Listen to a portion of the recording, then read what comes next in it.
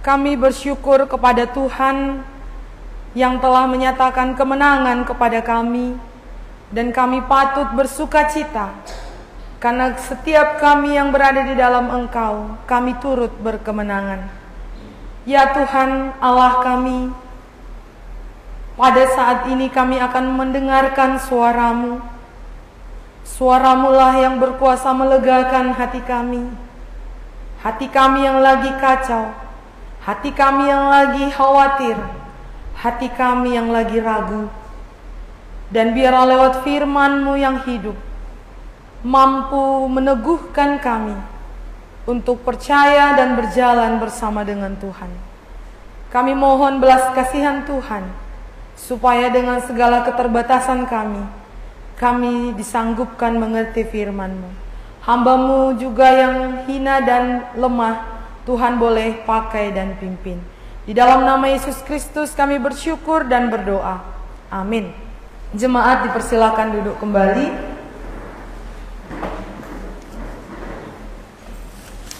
Selamat pagi Bapak Ibu dan saudara-saudari sekalian. Kita patut bersyukur hari ini kita bisa bersama-sama di rumah Tuhan, dan saudara-saudara yang ada di rumah juga bisa beribadah lewat siaran langsung yang disediakan. Hari ini kita akan bersama-sama membaca bagian firman Tuhan dari kitab Yohanes. Mari kita buka Alkitab kita dari kitab Yohanes 20 ayat 24 sampai 29 sebagai lanjutan firman yang sudah kita dengarkan dan renungkan sepanjang seminggu yang lalu. Yohanes 20 ayat 24 sampai 29. Kita akan membaca berganti-gantian. Saya akan membaca ayat 24, Bapak Ibu sekalian membaca ayat 25. Demikian kita bergantian sampai akhir. Tetapi Thomas, seorang dari ke-12 murid itu yang disebut Didimus, tidak ada bersama-sama mereka ketika Yesus datang ke situ.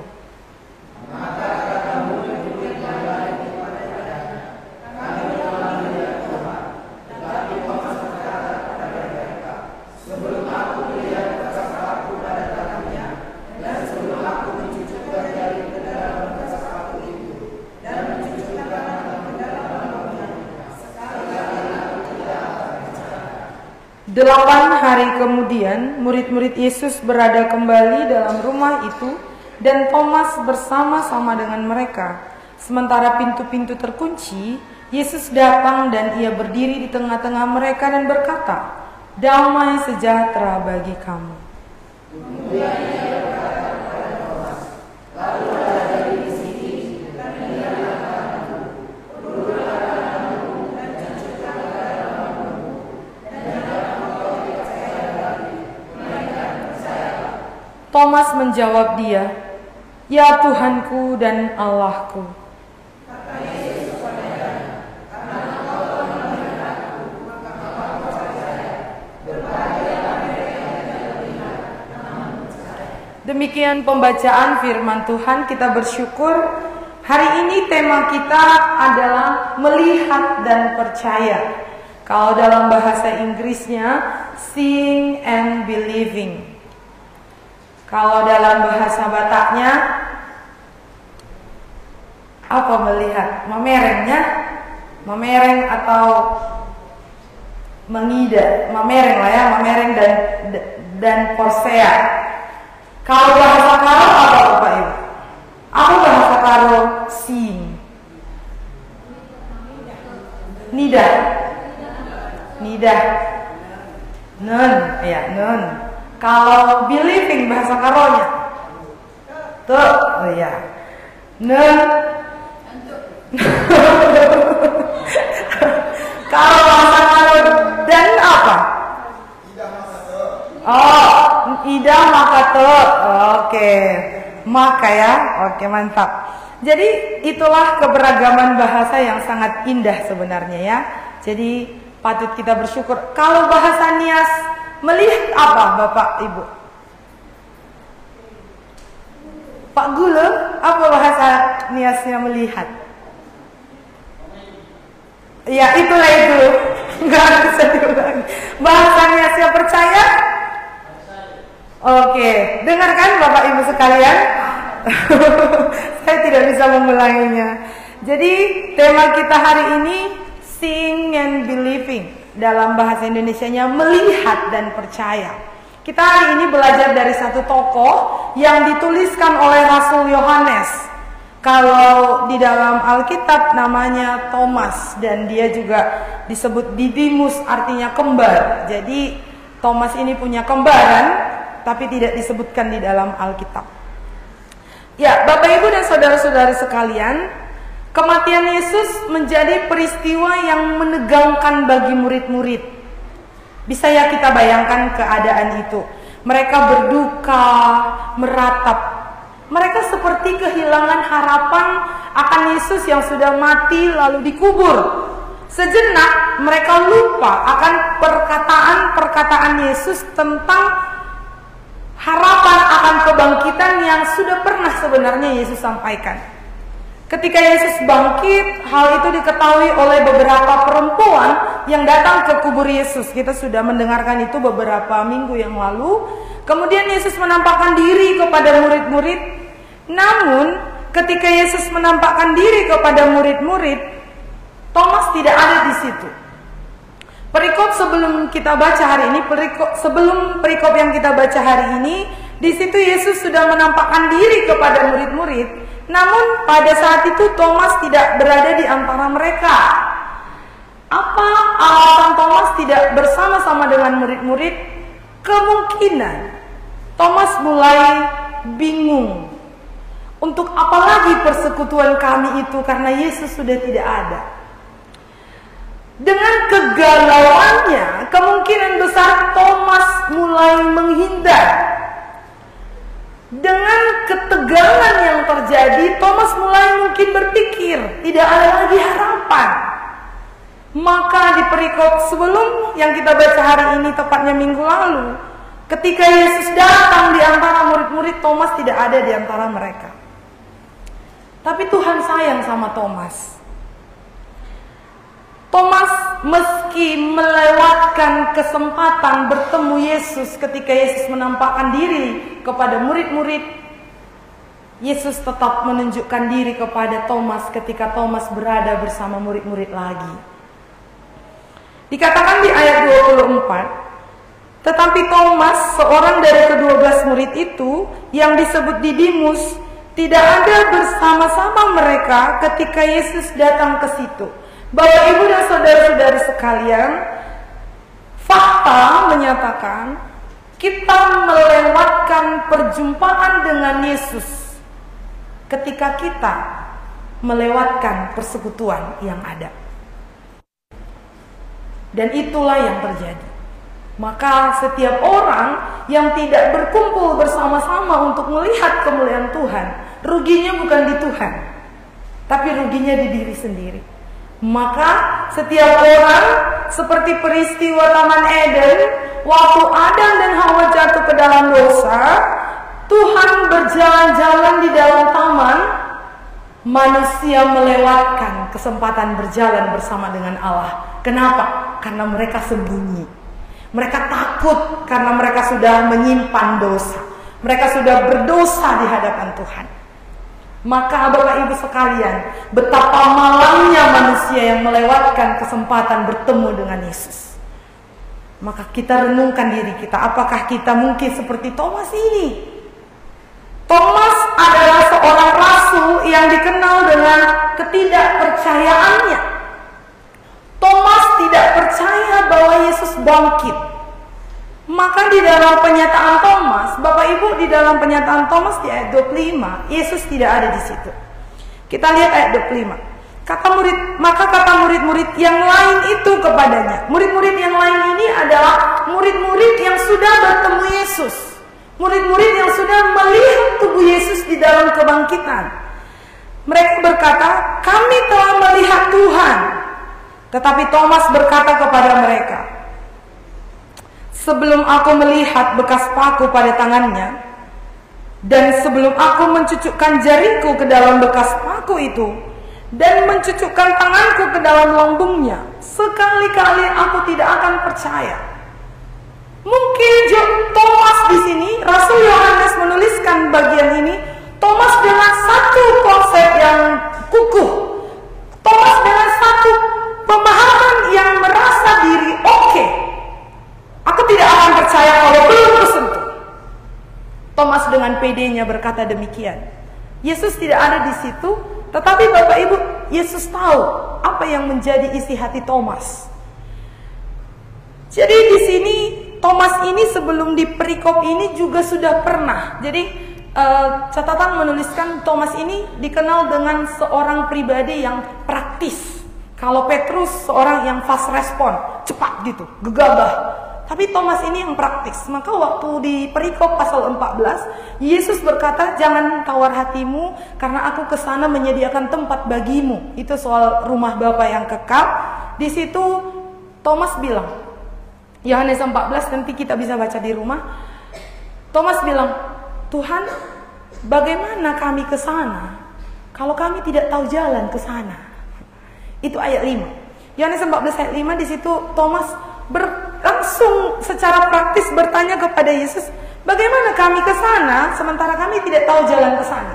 Maka ayat hafalan kita Yohanes 14 ayat 6, maka kata Yesus kepadanya, itu respon Yesus kepada perkataan Thomas, akulah jalan kebenaran dan hidup, tidak ada seorang pun yang datang kepada Bapa kalau tidak melalui aku.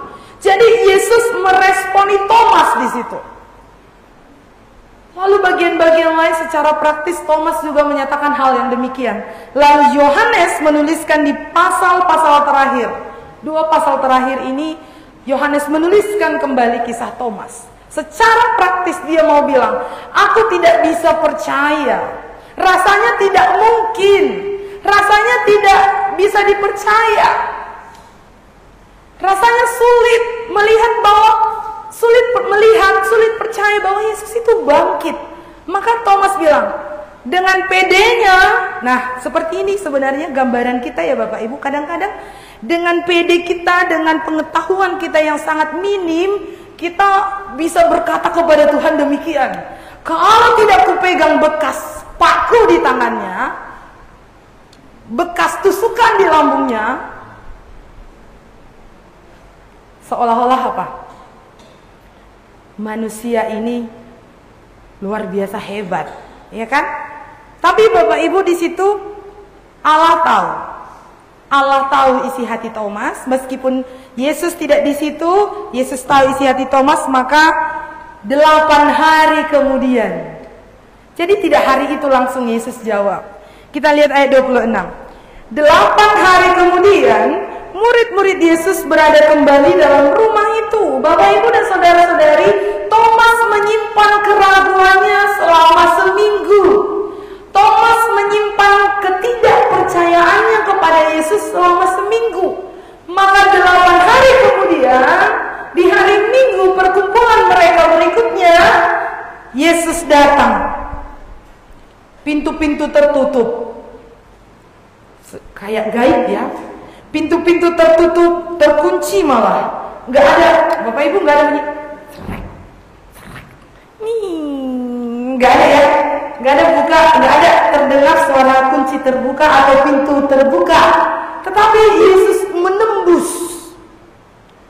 Itulah tubuh kebangkitan, tubuh yang baru. Yesus menembus pintu-pintu yang terbuka, terkunci. Yesus datang dan berdiri di tengah-tengah mereka.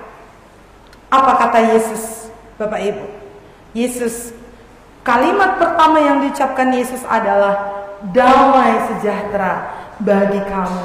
Kalimat yang sama yang juga Yesus sampaikan kepada murid-murid sebelumnya ketika Yesus bertemu. Lalu setelah Yesus menyatakan langsung bagian ini, bagian isi hati Thomas, damai sejahtera bagi kamu, sini Thomas.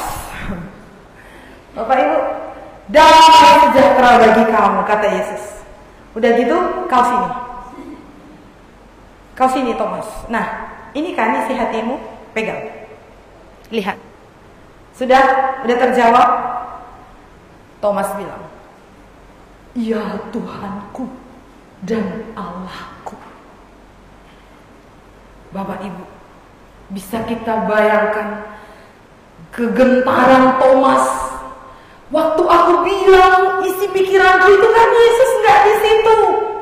Tapi ketika Yesus datang, Yesus langsung panggil siapa? Sini. Yesus langsung kasih yang menjadi kebutuhan Thomas. Maka ada pengakuan Thomas di situ, "Ya Tuhanku dan Allahku." Lalu Bapak Ibu, dengan pengakuan ini dikatakan, tradisi mengatakan bahwa Thomas akhirnya menjadi misionaris. Thomas ini mati di India sebagai martir karena ia dibunuh dengan panah pada saat ia berdoa. Setelah Thomas melihat dan percaya, dengan kegentaran dia berkata, "Ya Tuhanku dan Allahku." Ia kemudian memimpin langkahnya sampai akhirnya untuk martir pun dia siap. Dia mati dengan panah, dibunuh dengan panah saat ia sedang berdoa.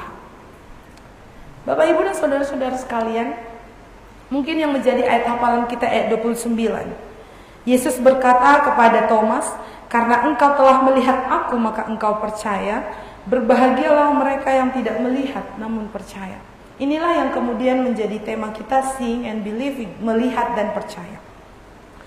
Yesus berkata begini, ketika kamu sudah melihat lalu kamu percaya, tidak apa-apa.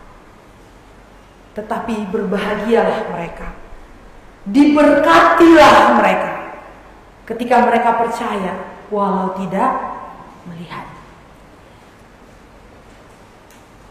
Apa yang menjadi pelajaran bagi kita di bagian firman Tuhan ini? Setelah kita tahu ceritanya, Bapak Ibu, kita mau belajar dua hal dalam bagian perikop firman Tuhan.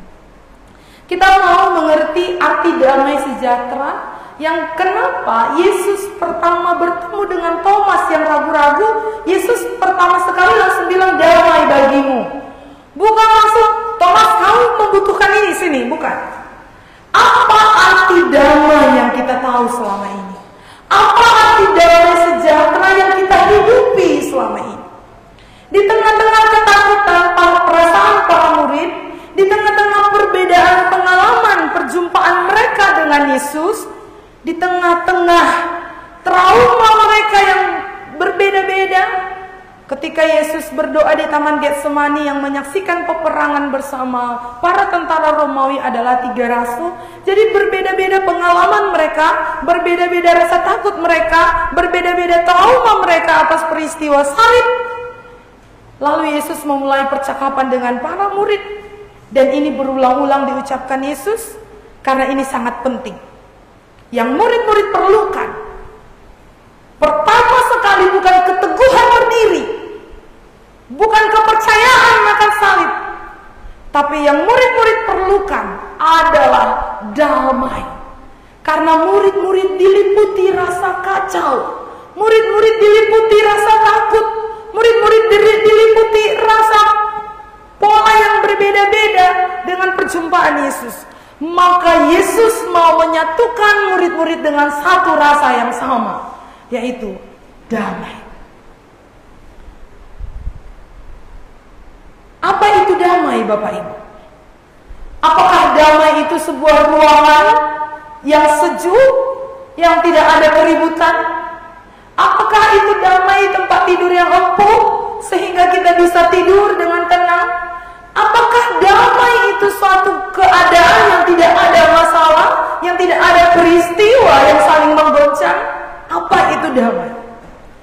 Damai adalah ketenangan di dalam segala peristiwa yang terjadi. Itulah damai. Bapak Ibu, makna umum, kita mulai dari makna umum. Makna umum dari kata damai adalah penyelesaian dan pemenuhan, dan dengan demikian memasuki keadaan keutuhan dan kesatuan yang ditandai dengan pemulihan hubungan, khususnya keutuhan hubungan antara manusia dan Tuhan. Jadi damai yang sedang dinyatakan di sini, kalau dalam perjanjian lama itu dengan kata shalom, dalam perjanjian baru itu dengan kata eirene, damai menyatakan penyelesaian dan pemenuhan yang kemudian ditandai dengan rasa utuh di dalam Tuhan. Nah, satu-satu kita akan lihat. John MacArthur berkata bahwa damai itu tidak sekedar ketenangan karena jauh dari keadaan yang menyusahkan, tidak berfokus kepada tidak ada masalah. Jadi damai itu bukan waktu tidak ada masalah, damai itu bukan waktu jauh dari keadaan yang menyusahkan, bukan itu damai. Tapi damai adalah apapun yang terjadi di luar, meski ada pencobaan besar terjadi, damai itu rasa penguasaan diri yang menjadikan diri tetap utuh di dalam Yesus Kristus. Itulah damai. John MacArthur mencoba menginterpretasikan damai itu dihasilkan dari pemulihan hubungan atau rekonsiliasi dan pengampunan dari Allah melalui Yesus Kristus. Jadi selama tidak ada damai, manusia tidak akan pernah mengalami yang namanya ketenangan. Kemudian seorang yang lain, Alexander Maclaren berkata, damai itu adalah kedamaian yang dimana tidak tergantung dengan tidak adanya konflik, tidak adanya gangguan, hampir sama ya, tidak adanya kesulitan, tidak adanya kesedihan, namun damai bergantung pada kehadiran Allah. Jadi meskipun banyak konflik, tapi damai itu tidak karena tidak ada konflik. Tapi meskipun banyak konflik, ketika hadir Allah, itulah damai. Maka damai ini berhubungan dengan Tuhan. Hari-hari kita yang bermasalah mungkin akan menjadi tenang. Kekacauan demi kekacauan yang terjadi di permukaan mungkin tetap kita bisa berkata, I'm okay, aku tenang. Itulah damai. Kemudian tokoh-tokoh lain, maksudnya gini, kenapa kita perlu mendengar dari kata-kata orang? Mereka-mereka ini adalah orang-orang yang Tuhan pakai mencoba menginterpretasikan isi firman Tuhan. Matthew Henry berkata, mereka yang mencintai dunia mempunyai kekesalan yang besar karena dunia tidak bisa menjawab harapan mereka. Mereka yang mengasihi firman Allah mempunyai kedamaian yang besar karena firman itu melebihi dari apa yang mereka harapkan. Dan di dalamnya mereka mempunyai pijakan yang teguh. Ini arti damai. Bisa kita pahami ya Bapak Ibu? Ada dua yang bertolak belakang. Ketika manusia mencintai dunia, kekesalannya akan makin besar karena tidak sesuai harapan. Tapi ketika mencintai firman Allah, akan ada kedamaian yang besar karena lebih dari yang diharapkan ada dalam firman. Lalu satu lagi, Charles Wesley. Charles Wesley merangkum arti damai demikian: aku beristirahat di bawah naungan yang maha kuasa, duka citaku lenyap, kesusahanku lenyap, Engkau Tuhan yang menaungi jiwaku akan menjagaku tetap dalam kedamaian sempurna. Inilah damai. Jadi Charles Wesley mencoba menyatakan suatu ekspresi yang nyaman bahwa damai itu adalah berada di dalam genggaman Tuhan yang maha kuasa. Bapak Ibu, maka ketika Yesus berkata kepada murid-murid, damai sejahtera bagi kamu, kira-kira apa artinya? Murid-murid yang berbeda-beda pengalaman, murid-murid yang penuh dengan kegentaran, murid-murid yang penuh dengan persoalan masing-masing di dalam kepalanya. Yesus bilang, tenang, karena aku ada di antara kalian. Jadi kehadiran Yesuslah yang memberi damai bagi murid. Bapak Ibu, ada sebuah cerita, ini mungkin bisa menjadi sebuah ilustrasi. Ini adalah gambar hutan Kolombia. Jadi berbagai macam tempat-tempat, ketika nanti kita searching di Google, hutan Kolombia itu banyak nama-namanya. Jadi salah satunya ada namanya di salah satu hutan Kolombia ini, ada namanya masyarakat Muinane. Muinane di La Sabana. Itulah salah satu nama di hutan Kolombia ini. Jadi ada seorang tokoh bernama Jim Walton. Jim Walton ini mencoba menerjemahkan perjanjian baru untuk masyarakat Muinane tadi yang ada di hutan Kolombia. Jadi Jim Walton ini mencoba menerjemahkan perjanjian baru untuk mereka. Namun dia menemukan satu kesulitan dengan kata damai. Jim ini mencoba menerjemahkan kata damai ini dalam bahasa mereka.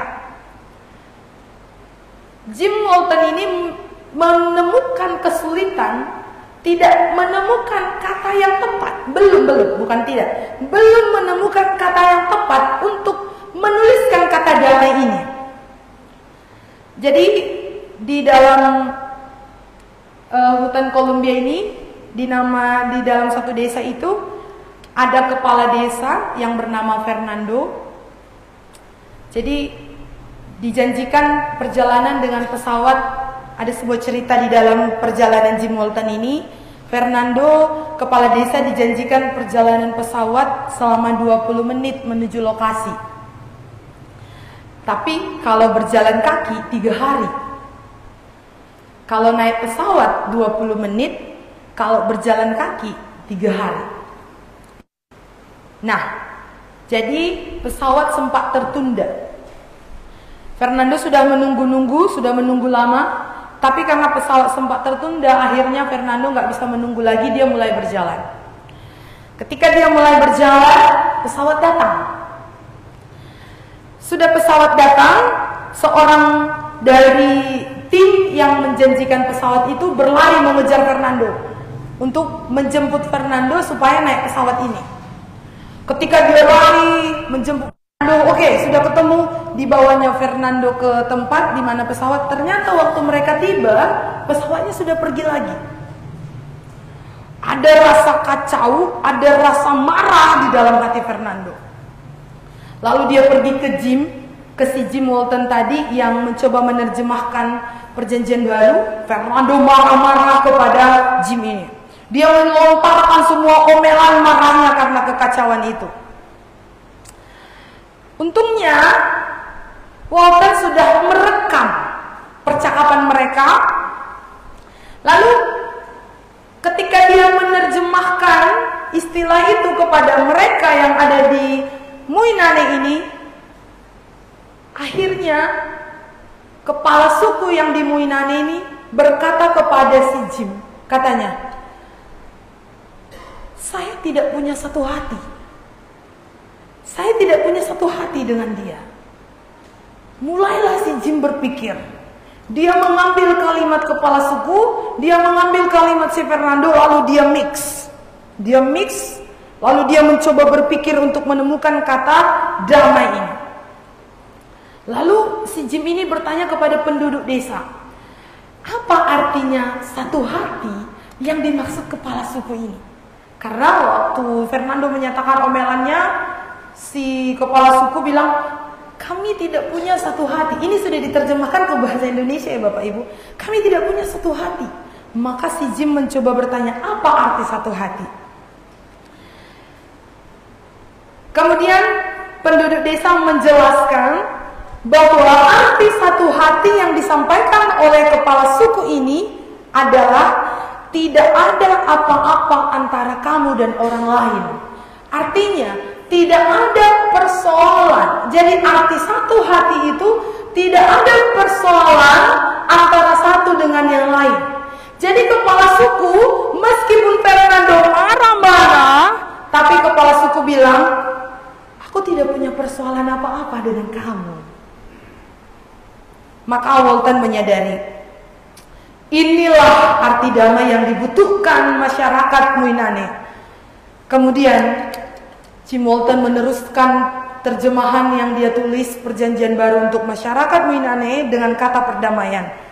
Lalu Walton menulis, berdamai dengan Allah berarti tidak ada apapun, tidak ada dosa, tidak ada rasa bersalah, tidak ada penghukuman yang memisahkan antara manusia dengan Allah. Inilah perdamaian yang dibutuhkan oleh masyarakat Muinane. Dan perdamaian dengan Allah hanya mungkin terjadi melalui Kristus. Pertanyaan, Bapak Ibu, damai sejahtera bagi kamu dengan satu cerita yang kemudian dijelaskan oleh Jim Walton dalam menerjemahkan arti damai. Tidak ada apa-apa, tidak ada dosa, tidak ada rasa bersalah, tidak ada penghukuman yang memisahkan satu dengan yang lain. Secara khusus Allah dan manusia, kemudian ini terrealisasi di tengah-tengah manusia satu dengan yang lain. Pertanyaannya, apakah kita mempunyai satu hati dengan Tuhan hari ini? Apakah arti damai yang sedang disampaikan Yesus kepada Thomas, yang sedang disampaikan Jim Walton kepada masyarakat Muinane, apakah satu hati itu ada di antara kita hari ini? Satu hati adalah damai, di mana tidak ada lagi rasa selain rasa tenang ketika Allah hadir.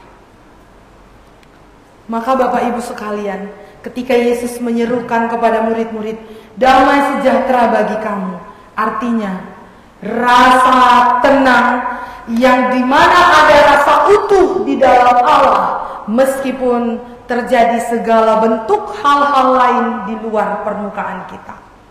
Di dalamnya ada ketenangan, ibarat sebuah laut. Di permukaan banyak pencobaan-pencobaan besar, tetapi di dalam diri kita ada rasa utuh di dalam Allah karena rasa damai. Maka mari kita tanya diri kita, masihkah ada damai itu?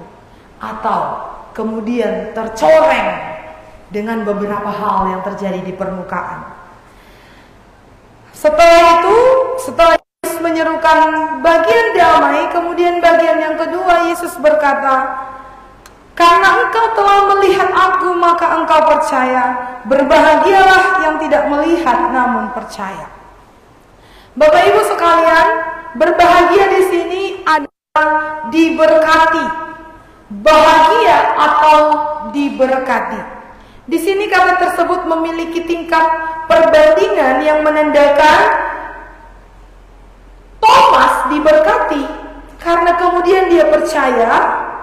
Tetapi lebih diberkati mereka, lebih berbahagia mereka yang kemudian percaya walau tidak melihat. Jadi di dalam bagian ini Kristus tidak menyalahkan apapun pada Thomas, tapi yang disayangkan Thomas begitu lambat percaya. Itu yang sangat disayangkan. Sehingga ia perlu didorong dengan keras untuk beriman melalui pengalaman indera yang sama sekali berbeda dengan hakikat iman. Bukankah mungkin di antara kita ada orang yang berkata, kalau belum kulihat pekerjaan Tuhan yang besar yang nyata di depan mataku, aku tidak percaya. Penglihatan berbeda dengan hakikat iman. Iman adalah rasa percaya kepada Allah meski tidak terlihat. Di sini Kristus memuji iman atas dasar ini. Iman yang sederhana dan tidak bergantung pada pandangan atau akal manusia. Maka Paulus mengontraskannya dengan penglihatan. 2 Korintus 5 ayat 7, di situ Paulus berkata, kami percaya bukan karena apa yang kami lihat, tapi kami percaya kepada apa yang Tuhan kemudian nyatakan lewat firman-Nya. Yang berarti bahwa ia tidak merasa puas dengan melihat keadaan benda, tetapi ia mengarahkan pandangannya kepada apa yang Tuhan katakan. Bergantung pada mulut Tuhan, bergantung pada apa yang dikatakan firman-Nya, melampaui seluruh dunia ini. Itulah iman. Jadi selama ini yang kita masih berkata, aku tidak akan percaya sebelum melihat, bertobatlah. Karena Tuhan bilang, diberkatilah mereka yang percaya walau tidak melihat.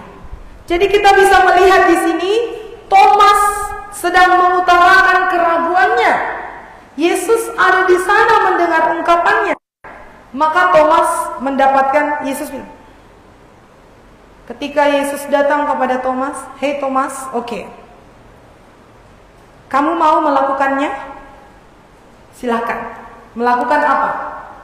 Ini dia. Hei Thomas, sini. Oke. Aku terima.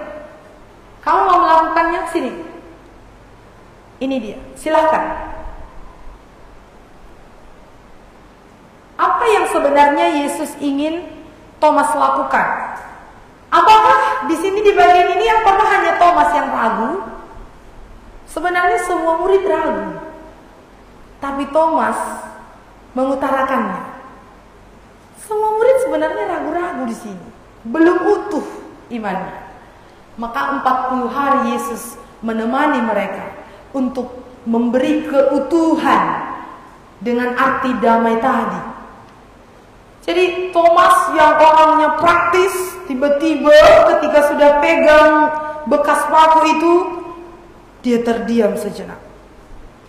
Jadi Yesus sedang melatih murid-murid dengan mengajak Thomas untuk melihat bahwa Yesus bersama-sama dengan mereka.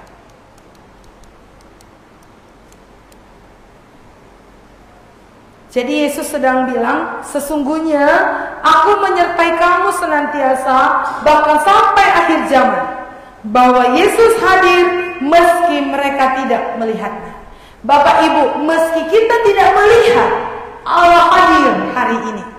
Meski kita tidak bisa lagi melihat peristiwa salib dan lubang-lubang yang ada di tangan dan kaki Yesus, serta luka yang ada di lambung Yesus, Yesus hadir. Dan iman adalah percaya kepada apa yang dikatakan Tuhan meski tidak terlihat. Itulah iman. Maka ketika diberitakan firman Tuhan meski tidak terlihat, itulah iman. Bapak Ibu, ketika merenungkan bagian Thomas ini, ketika Thomas menjamah lubang itu, ketika Thomas menjamah bekas tusukan lambung itu, Thomas berkata, ya Tuhanku dan Allahku. Tapi ketika merenungkan ini, saya mencoba mengerti satu hal dan saya kemudian berkata kepada Yesus, Tuhan, sebagaimana Thomas menjamah lukamu, sebagaimana Thomas menjamah lukamu, sebagaimana paku itu tertancap di dalam tubuhmu, sekiranya Tuhan, tancapkanlah hatiku menusuk sangat dalam kepadamu, sehingga ketika permukaan kehidupan di sekitarku tergoncang, aku tetap utuh di dalam Engkau. Saya mencoba merenungkan hal itu, dan itu menjadi suatu puisi yang sangat indah. Saya pikir, saya bersyukur kepada Tuhan ketika Tuhan mengaruniakan perkataan itu.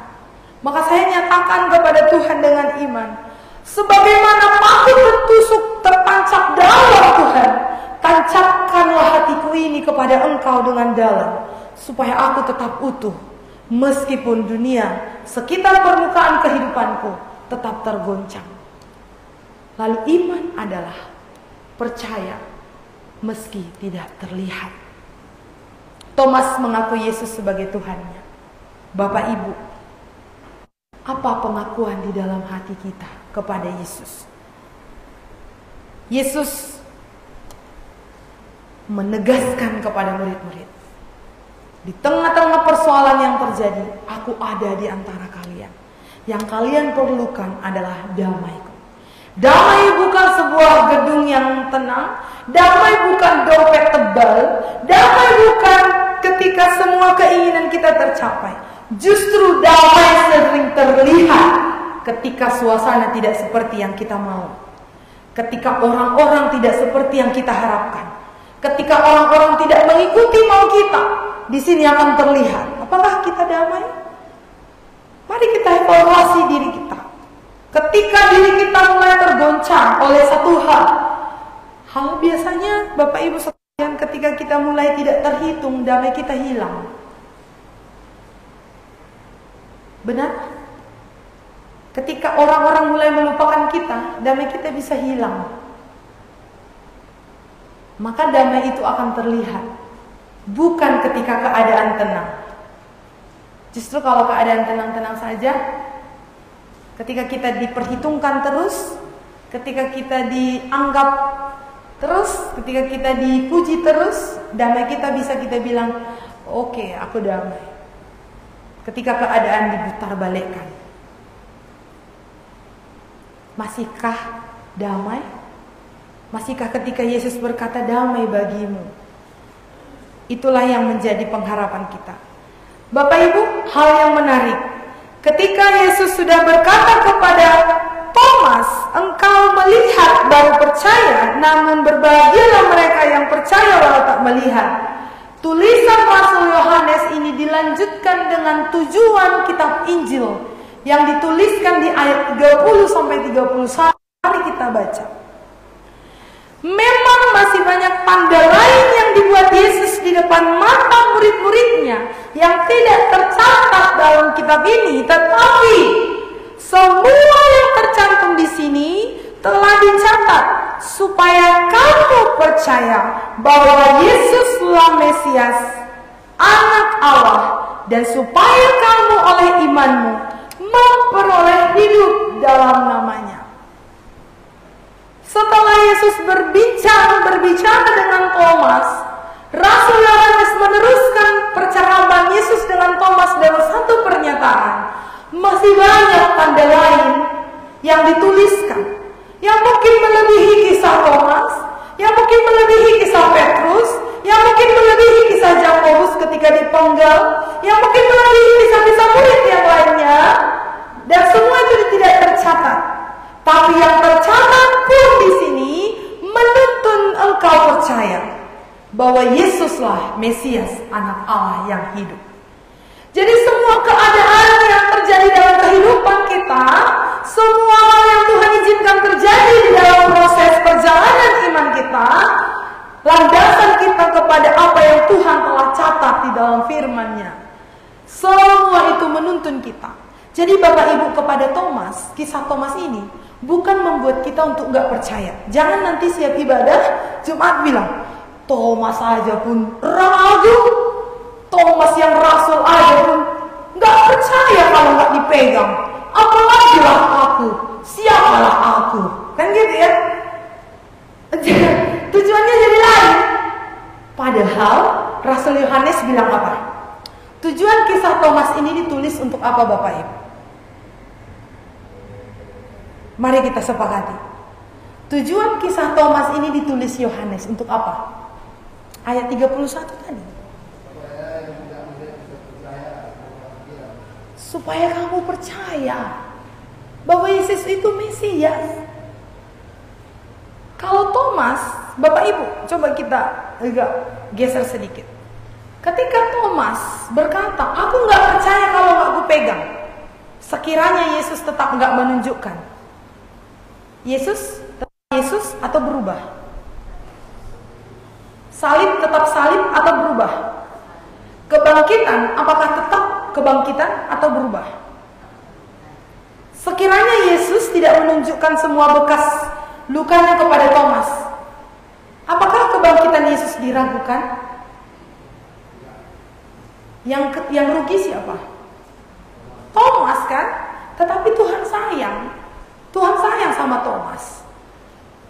menjawab keraguan Thomas dengan menunjukkan pakunya. Jadi bukan karena Yesus menunjukkan lukanya kepada Thomas, maka kebangkitan tetap kebangkitan. Maka kalau ada di antara kita di sini, syukur ketika kamu percaya kalau Tuhan itu Tuhan.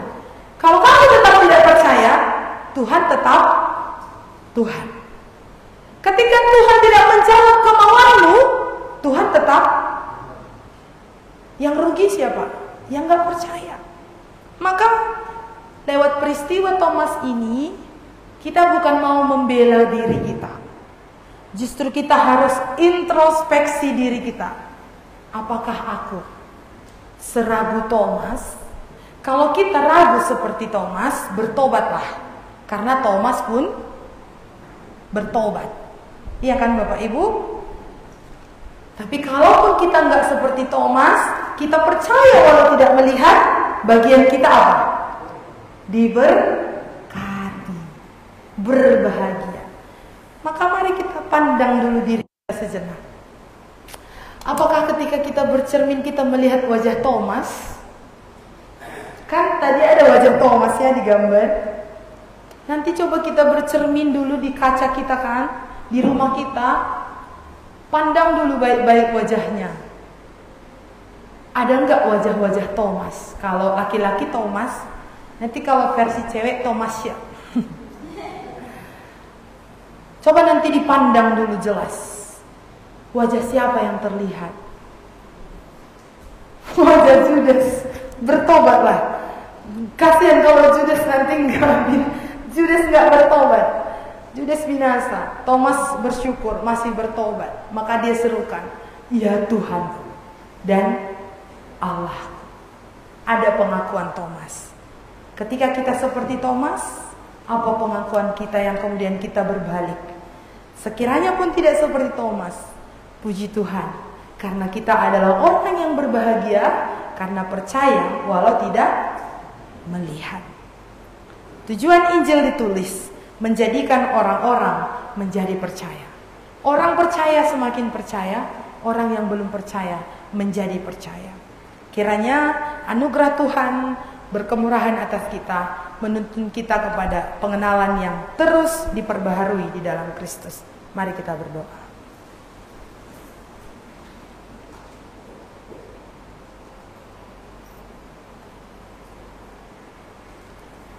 Bapa di dalam sorga, kami bersyukur kami sudah mendengarkan bagian perikop firman Tuhan yang menjelaskan keraguan Thomas yang mungkin mewakili keraguan kami. Ketidakpercayaan Thomas yang mungkin mewakili ketidakpercayaan kami. Namun kami melihat bagaimana anugerah Tuhan bekerja bukan karena selayaknya kami melihat bekas luka itu, tapi karena anugerah-Mu kepada Thomas, Engkau menunjukkan bekas luka itu kepadanya. Dan kemudian dia menyerukan bahwa Engkaulah Tuhan dan Allah. Ini menjadi satu penegasan bagi kami bahwa Yesus adalah Tuhan. Yesus adalah Allah yang sesungguhnya hadir di tengah-tengah kami. Bagian ini mengajarkan kami untuk percaya meski tidak melihat. Ajarilah kami Tuhan untuk percaya walau tidak melihat, sehingga damai sejahtera itu menguasai hidup kami, membuat kami semakin utuh di dalam Engkau. Sehingga Tuhan, damai itu yang mempengaruhi kehidupan kami. Karena kami sadari ketika kami tidak damai, kehidupan kami, hati kami hancur berkeping-keping. Namun damai itu mengutuhkan kami di dalam Engkau. Oleh karena itu, tolonglah kami yang lemah, tolonglah kami yang rapuh ini Tuhan. Mampukan dan kuatkan kami di dalam anugerah-Mu, sehingga kami berkemenangan walau tidak melihat. Kami bersyukur untuk firman yang sudah Engkau nyatakan. Di dalam nama Tuhan Yesus Kristus kami bersyukur dan berdoa. Amin.